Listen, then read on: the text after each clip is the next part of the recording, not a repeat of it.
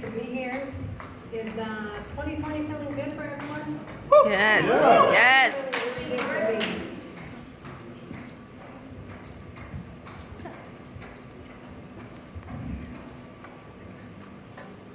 So as Brian said, I am a poet, I'm an author. I do marketing. My day job is marketing. I do web design, graphic design, social media marketing, that kind of stuff. But my passion really is in writing. And my goal for this year, because I didn't do a New Year's resolution, I did more of a goal, and that was just to experience love this year in every fashion, every facet of my life. So, in everything I do, I always try to project and transmit love. So, my focus has been self-love, and I hope you enjoy this poem. It's called I Walked Away. He reminded me too much of my ex, so I walked away silently into the night without even a conversation, because I already knew where that would lead. I already knew how he would react to any constructive criticism on my part. I knew because I already lived it. I'm so familiar with the ugliness of toxicity that I know what it looks like. I know what it sounds like, and I definitely know what it feels like. He's charming at first, easily confused with Mr. Right because he is attractive, polite, charismatic, and articulate.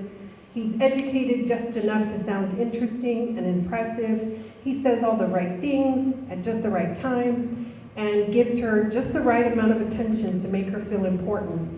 He is captivating and exciting because he knows how to pretend to be everything she's looking for and longing for. He has carefully studied and mastered the art of being who he wants to be, wearing greatness like a cool accessory, but it never really lasts because that's not really who he is.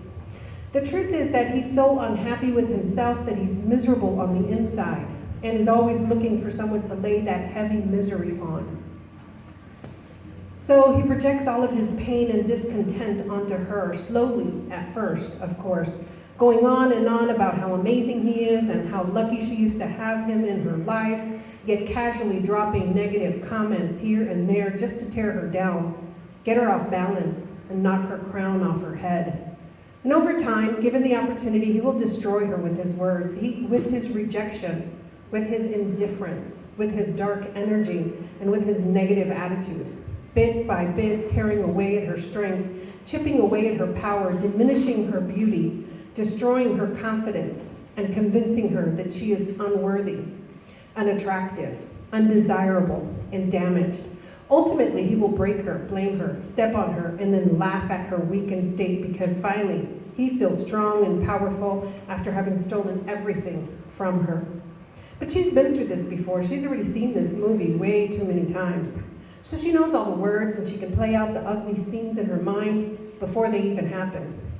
She's educated herself, evolved, and grown past this lesson in her life already. She understands the complexities of codependent and toxic relationships, the lack of healthy boundaries, and the reek of disappointment and bitterness.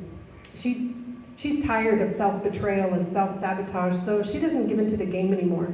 She doesn't even need his attention because by now she's learned how to love herself, build herself up, strengthen herself, and just be by herself. She believes in herself, and after that last time, she promised herself no more. In fact, she made a pact with God, the universe, and herself to love herself so greatly that no one could ever tear her down or destroy her. Never again could anyone have that much power over her.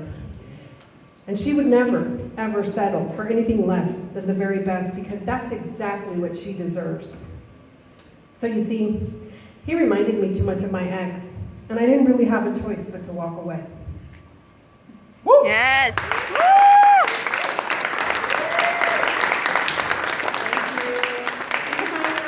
Instagram, Designs with a Z, Facebook, Twitter, all that good stuff. Say it again.